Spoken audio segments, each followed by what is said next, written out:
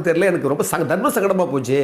நான் உடனே என் நண்பருடைய வாலி, அவர் நண்பர் தான், இது மாதிரி நீலகண்டன் சொன்னார் டைரக்டரு, நான் என்ன பண்ணுறதுன்னு சொன்ன உடனே அவர் சொன்னார், இந்த வாலி நீ எம்ஜிஆருடைய சொன்ன சம்பளத்தை தான் அவங்க வந்து கொடுத்துருக்குறாங்க, அவங்க சொல்லியிருக்கிறாங்க, அதை வந்து திருப்பி சொன்னால் நான் என்ன பண்ணுறது, அப்படி என்ன சொல்லு.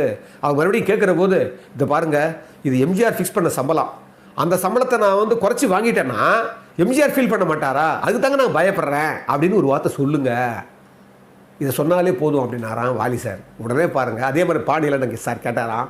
கேட்ட உடனே என்னையா யோசியான்னு கேட்ட உடனே, இல்லைங்க எம்ஜிஆர் ஃபிக்ஸ் பண்ண சம்பளம் அதுதான் வாங்கி சொன்னார், நீங்கள் அதை குறைக்க சொன்னீங்கன்னா குறைச்சி வாங்கிட்டு அவர் ஃபீல் பண்ண மாட்டாரா, அதுக்கு தாங்க நான் பயப்படுறேன்னாராம் பாருங்க.